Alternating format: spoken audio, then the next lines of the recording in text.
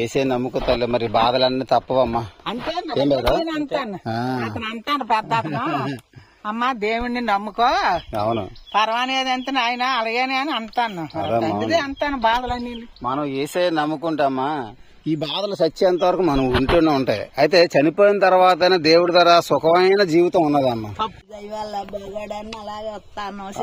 అవునమ్మా, గొప్పడు. మాది ఎక్కడమ్మా? వేసుకోటే అమ్మా. మేము చెప్పేది ఏంటమ్మా, అంతే కదా, మనం ఇంకా ముసలిలైనా వయసులోనైనా ఎప్పుడు ఎవరు చనిపోతారో తెలియదమ్మా. మరణం తర్వాత మనకు ఇంకొక జీవితం ఉంది. ఆ జీవితానికి మనం వెళ్ళాలంటే స్వర్గానికి వెళ్తే ఆ జీవితం బాగుంటది. ఇదమ్మా చేస్తున్నాం రండి. స్వర్గానికి వెళ్తే మన జీవితం బాగుంటదమ్మా. అయితే స్వర్గానికి వెళ్ళాలంటే అమ్మా, ఈ భూమి మీద మనం చేసిన తప్పులు పాపాలు పోవాలి. మన పాపాలు పోగొట్టడానికే దేవుడు భూమి మీదకి మానవుడిగా వచ్చాడు. మనందరం చేసిన తప్పులకి పాపాలకి శిక్ష ఎంత ఉందో మన శిక్ష అంతా యేసు ప్రభువారు భరించారమ్మా. యేసయ్య మన కోసం చనిపోయి సమాధి చేయబడి 3వ రోజు తిరిగి లేచారు. యేసయ్య నమ్మితేనే మన పాపాలు క్షమించబడితే దేవుడుండే స్వర్గానికి వెళ్తాం. ఏంటల్లి? యేసయ్య నమ్ముకోండి అమ్మా. యేసయ్య గొప్పవాడు, మన అందరికీ బాగు చేసే దేవుడు, పరలోకాన్ని చేర్చుకునే దేవుడు. ఇదమ్మా, యేసయ్య నమ్ముకోండి తల్లి. ప్రార్థన.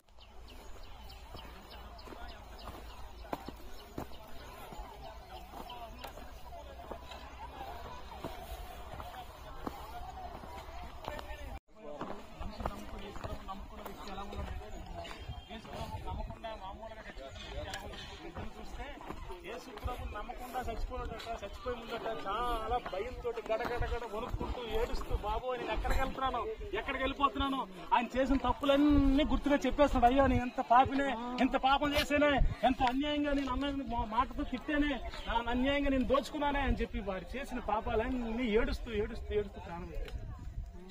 కానీ యేసుక్రీస్తు ప్రభుని నమ్ముకున్న వ్యక్తిని చూస్తుంటే శాస్త్రజ్ఞ ఎలా చనిపెడి తెలుసమ్మా, మనసులో నెమ్మదిగా సంతోషంతో, దేవా నేను నీ దగ్గరికి వచ్చేస్తున్నాను ఆయన అని సంతోషంతో కళ్ళు మూసేసేటట్టు చూసారమ్మా. రెండే మన జీవితంలో ఇద్దరు పిలుస్తుంటారు ఎప్పుడు కూడా, ఒకటి దెయ్యము, రెండు దేవుడు. దెయ్యం ఎప్పుడు మన జీవితాన్ని నాశనం చేయడానికి పిలుస్తూ ఉంటుంది, కానీ దేవుడు ఎప్పుడు కూడా మనం బాగు చేయాలని చెప్పి దేవుడు పిలుస్తాడు. కాబట్టి ఈ రోజు మనం అనుకుంటున్నామా, ఈ రోజు మనకు వ్యసనాలు ఉండొచ్చు, ఇవన్నీ కూడా దెయ్యం మనం లాగుతూ ఉంటాం, మనం పాడు చేయడానికే. నీలో వ్యసనం కావచ్చు, సిగరెట్ కావచ్చు, మందు కావచ్చు, స్త్రీ వ్యామోహం కావచ్చు, ఏంటి పేకాట కావచ్చు, ఏదైనా కావచ్చు, అది దెయ్యం పెట్టి నీళ్ళను పాడు చేసి నిన్ను నరకాన్ని తీసుకెళ్ళాలని చెప్పి ప్రయత్నం చేస్తాడు. కానీ దేవుడు అలా కాదమ్మా, మనం ఎంతగానో ప్రేమిస్తున్నాడు. వచ్చి నాకు ఇంటికి వెళ్ళాల్సిందే పట్టుకొస్తారు ఇద్దరు, అలాగే బండి పడుకోవాలి.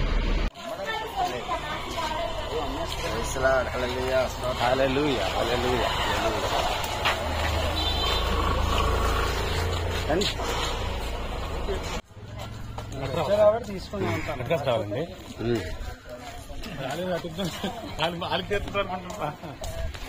అయ్యా ఇప్పుడు మన దేశం వెనక ముందు ఉన్నారు అందరూ. మేము అంటే ఏంటి మీ ఉద్దేశం, వెనక్కి వెళ్ళిపోమన్నా?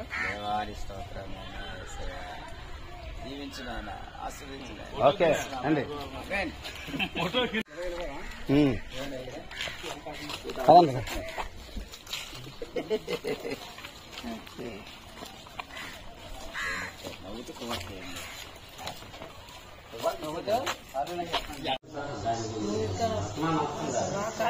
అమ్మా వద్దమ్మా, చూడలేము ఇంకా, బాధ అనిపిస్తుంది. అనా డాడీ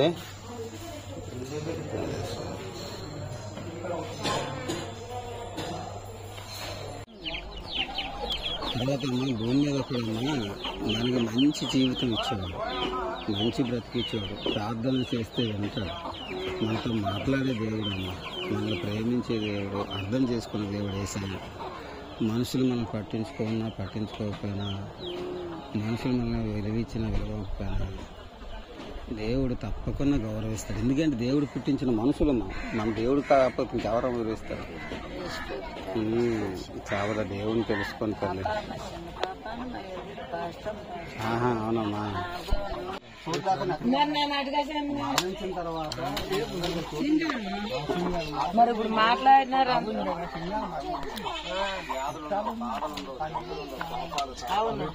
పగలు ఎన్ని వేల కోట్ల సంవత్సరాలు చిన్నది ఏం మనం క్షమించి నాకు ఆ పదవులతోటి దేవుడు అని మనం ఇప్పుడు అనుకుంటే చాలు దేవుడు మనం గొప్ప భాగ్యం ఇస్తాడు. అలాగే పిల్లలు కూడా మంచి భాగ్యం ఇస్తారు, మంచి భవిష్యత్తు. చిన్నప్పటి నుండి దేవుడు భయభక్తులతో పిల్లలు పెరిగి పెద్ద అయిన తర్వాత కూడా అమ్మా నాన్న ప్రేమిస్తారు, గౌరవిస్తారు. కొంతమంది ఏమవుతుందో పిల్లలు తిరిగి పెద్ద అయిన తర్వాత అమ్మ తిట్టడం, నాన్న కొట్టడం, చెడు అలవాట్లు చిన్నప్పుడే అలవాటు అయిపోవడం ఎన్ని జరుగుతుందని లోపల.